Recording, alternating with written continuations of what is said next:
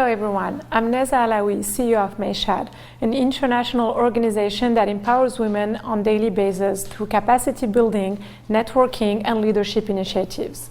Today, you are watching The Women's Advocate, our weekly show that hosts women who advance society and champion diversity, equity, and inclusion. Our guest today is Carmen Quiñones, community leader, community advocate, president of the Tenants Association at Douglas Home. And Carmen is running for City Council in District 7 in Upper West Side, Manhattan. Hello, Carmen. Hi, how are you now? Thanks for having me. What an honor to have you today. So could you tell us what made you run for City Council? Well, there are a host of things that have me running for City Council, and it's the lack of leadership within this country. If you really want to look at it, it's really within this country. But locally, it's very important that we start changing the dynamics. You know, we're all concentrating on the presidential election, but we need to really look at the local elections, because locally is where they make all the decisions. City Council makes decisions. I've been a public housing advocate for far too long. Mm-hmm. And as you see, the things that are happening in public housing are too much, right? And so I've done all I can in my capacity. Now, I think it's time for me to move on and make some legislation and do better for the residents of my district. So we have a lot of things going on. Great, and it is a great time for change, and the world needs more leadership, and the city needs more leadership. I think New York has been going through a very difficult time, and we definitely need more leaders like you. Well, I appreciate that, but as you know, we have a lot of things that we really have to look forward to doing, and I believe that a woman's movement to clean up the mess that they have left is imperative right now. And so we really need to get out here, defend not only our children, but our children, our grandchildren, and our great-grandchildren. And the only way we're going to do that is by getting out here and fight. Great. So, Carmen, COVID has brought to light a lot of problems when it comes to food security, especially at the senior level. Can you tell us a little bit about that and what you could do to help in that level? Well, actually, since the beginning of the pandemic, which was in March 10th, I decided that I had to get food for my residents. I reached out to a lot of the local elected officials and to no avail. And I really was not prepared for really what came, actually. Mm-hmm. And I got a hold of La Fonda Restaurant, which is James Gonzalez on Hunt Street, between Lenox and Hunt 6th Street, I'm sorry, between Lenox and 3rd Ave. And he was very gracious to give us food. And so that's how it started. Mm-hmm. And we started getting food for our residents. We were literally feeding 1,000 people just in Douglas houses. And so I got a call with some of the other developments that were in need of food. And so I talked to James, and next thing you know, I was doing like 18 different housing developments. We actually, till now, we have literally have given out maybe 700,000 meals. Amazing. And counting, right? But the gravity of it was enormous, and I'm gonna tell you something. New York City Public Housing did nothing to do for the residents of mm-hmm. Public housing. Actually, I had the officers of public housing calling me. How can I help? How can you help this development? How can you help this development? Now, I'm not getting paid for this bad boy. Y'all getting paid. Yeah. And the mayor stated that they were going to make sure that our children that our people got fed. Till today, mm-hmm. nothing. Nothing happened. You know, and only God knows where my seniors would be if it wasn't for La Fonda restaurant and the connections I have. And God is good. God is a powerful God, and that's how we were able to really get through. We're still giving out food. I just put out a community refridge. So the refrigerator is open 24 hours, so people can come give food, and we're doing it. It's sad to hear that there are some deficiencies like this happening, but it's such an amazing story to see the impact that you could create on your own with people around you that you have engaged into this journey. Carmen, could you tell us some of your proudest moments serving as the president of the Tenants Association? Wow. I think one of the proudest moments for me was when I saw seniors coming in canes and wheelchairs so that I can become their president. And I get teary-eyed. See, I get really emotional sometimes, but I think it's the greatest thing when you know that you've really appreciated. And for seniors to come out in wheelchairs and their walkers just to support you, that's a lot of love. And I think that was one of my greatest moments. I think my second greatest moment was when I became a grandmother on Three Kings Day. Beautiful.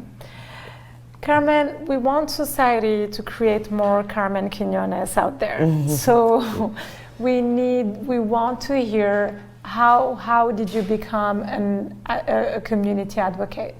Tell us about your life. Tell us about what triggered you becoming who you are today. I think this will speak more to as how I know Clark Peña. Clark and me have been friends over 30 years. We started together with real people that knew what the struggle was really about.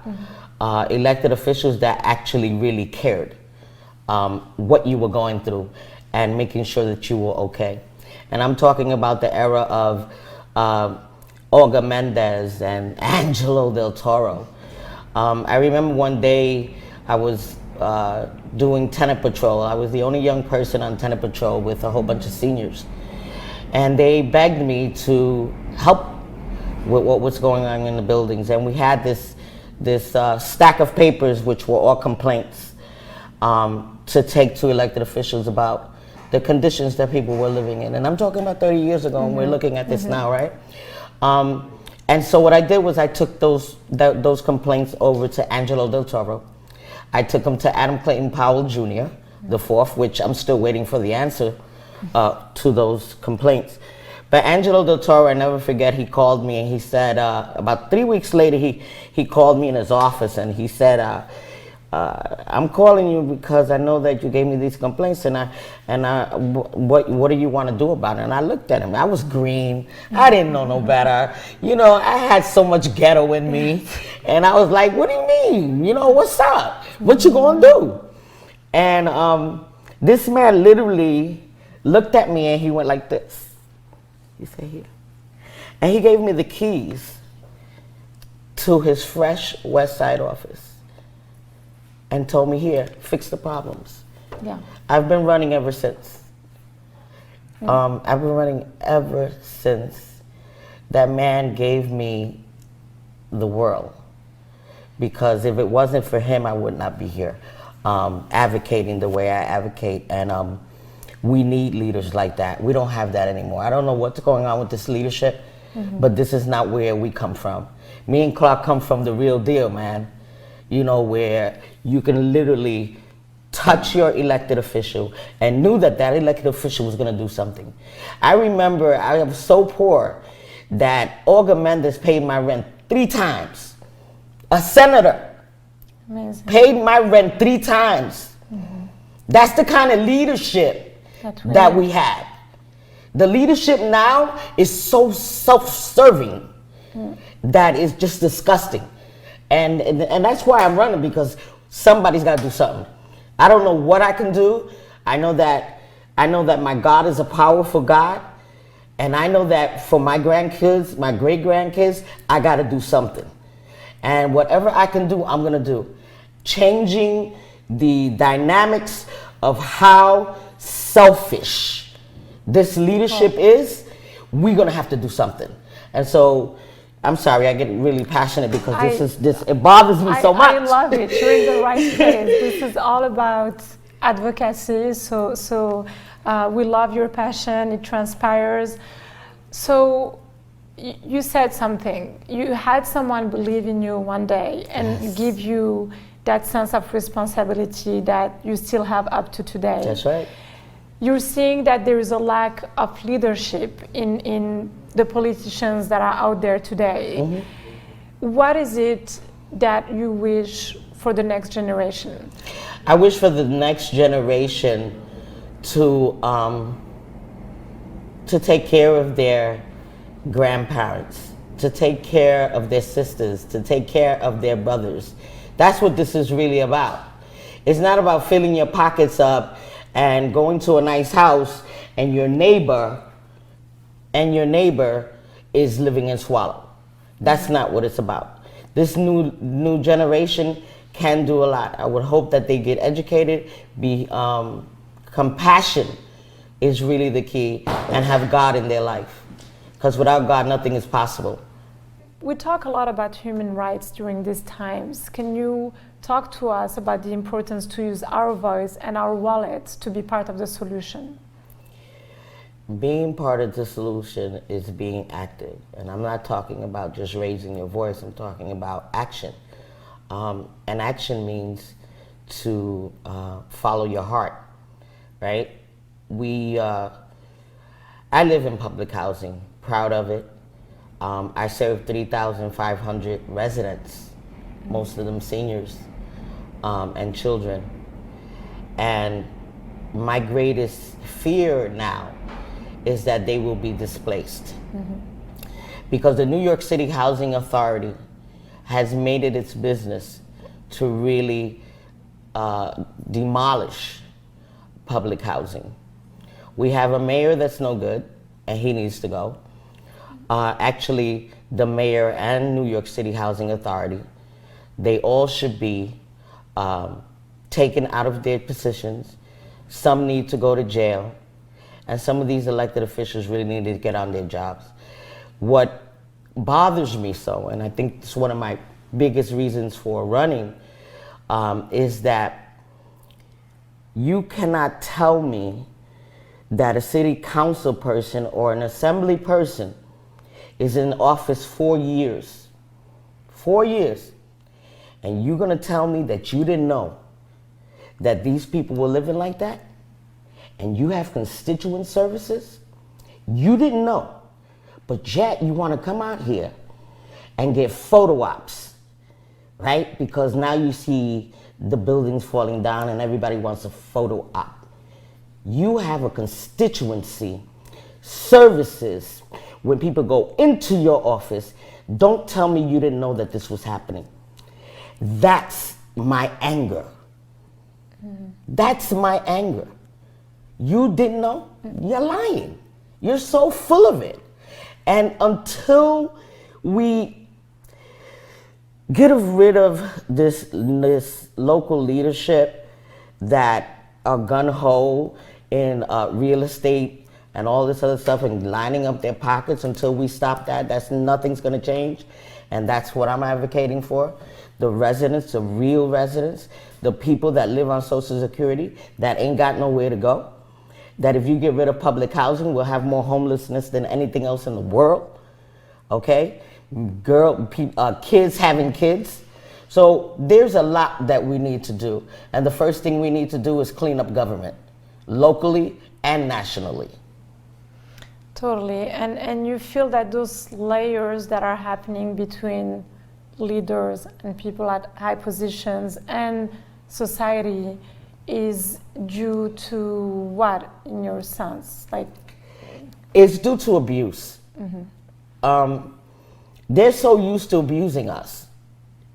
We're so used to right now, let me tell you something. I think the most beautiful thing is that when I get out of here, I'm going to go home and I'm going to see lines of people ready to vote. It's the most beautiful thing in the world. But what are you really voting for? You're going to get out of the fire into the frying pan. What does that do? Yes. Right? But we have no choice.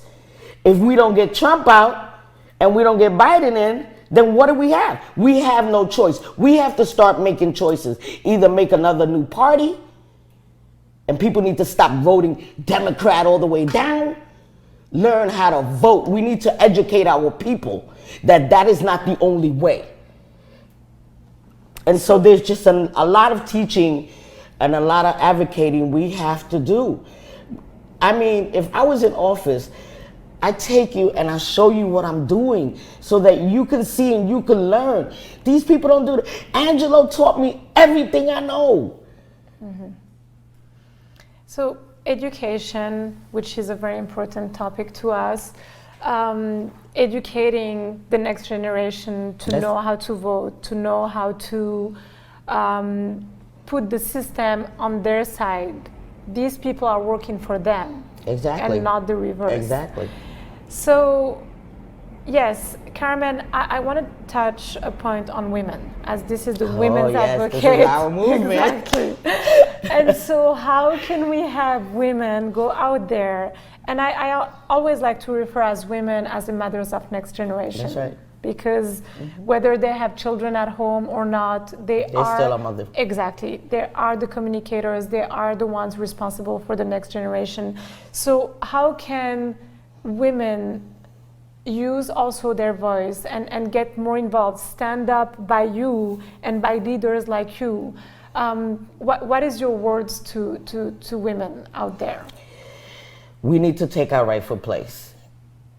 We really need to take our rightful place. We are not only mothers, we are grandmothers, we are great-grandmothers, we are fathers. And we need to teach our children that they are valuable and they have what it takes. And we just need to keep educating them and keep nursing them. In this day and age, I think it's time for women to come out and start taking their rightful place. Not that I'm saying men ain't no good or that, but you know what? This society has been run by men. And women need to start cleaning up, right? I really believe that this generation of women are powerful. I mean, I have granddaughters. Like I said, I got 11 grandkids, right? My granddaughters are awesome, man. I got police officers. I got everything up in my family. And it is amazing what you can do with your children. And so I think that just each one teach one. Don't be afraid to ask a question. And you know what? If you don't like something, say you don't like it. Don't eat what you can't. Don't eat what you can't. You know, one thing my grandmother told me, if you don't like it, don't eat it. And that's my biggest problem, my mouth. You know, I mean, I got a lot of backlash because I went to the White House. I went to the White House because he's the president, not that I liked him. It was not that I liked him at all. I was caught in Hurricane Maria, almost died in Hurricane Maria. So when I came back and I had to advocate for my people in housing, I had to go to that president. And let me tell you something, I prayed on it. I talked to my pastor about it because I really wanted to just, when I got there, just punch Trump out. But see, what we have to learn is not only about us, it's about everybody else. I couldn't think about what Carmen's feelings were. Yes. I had to think about 3,500 people. And so I went and I advocated for New York City Housing Authority. The same what I did for the RNC. The Democrats didn't offer me a line to go to the DNC and talk about public housing, but the RNC did. And you know what? I took that. Yes, I did. Because New York City Housing Authority needed to be on a national stage. Because our people are dying and no one is doing anything about it and people are not going to jail. And why? What you're describing here is a total great sense of leadership. I mean, you went against your personal conviction to still advocate for your cause, And this is a great inspiration to our audience. And I think that, as you said earlier, it's not just about using your voice to talk, but also your voice to express your actions. Exactly. And to go out there and to push. And we do have, and you're the living proof that we do have the power each at an individual level to create change. Yes, we do. A last question that is also very important to us. Black Lives Matters, this movement that we're seeing, how can people out there support the change in society? I think the first thing we need to do is support our own movement. I'm not against Black Lives Matter. Hey, I'm with you. I marched with you. I'm good. But you know what? We have to be true to ourselves first, right? And until we true to ourselves, we can't be true to anything else. To anything. Okay? I don't care what kind of movement you got. Your movement has to be about you and what you believe in. See, I don't move without getting up at 6 o'clock in the morning and praying. I know that my God moves me. That's my movement. That's my only movement. Everyone has their own movement. I believe that Black Lives matter to a whole lot of people, but I think that sometimes we take things and we take them out of context, and we need not do that. We need to put things in perspective. We need to enforce a better reform in our police department. I don't believe we need to defund them. I think they do too much, and the credit is not due. I remember when this first happened with the Black Lives Movement, my daughter called me from Atlanta. She's in Atlanta, Georgia, and she hadn't heard from her daughter. So I was up 2 days wondering if my granddaughter was gonna make it home. She didn't kill Floyd. She wasn't the police officer that killed him. So why does my granddaughter or my son have to suffer for some other cop? It's not fair to put them all in one line. It is not fair. It is not. And so we need to start taking things and putting them into perspective. And until we do that, we're not going to be any good for anyone. And that's all I got to say, because I can keep going. Yes. Thank you, Carmen. It was such an honor to host you today. Your words are enlightening, and as you said, you're keeping the spirituality at your heart. You're keeping the spirituality guiding you every day. That's right. And this should be an inspiration for everyone listening to us today. I want to thank you for your time. Thank you so much. Good luck for what you're doing. Thank you. It was good too. Thank you so much.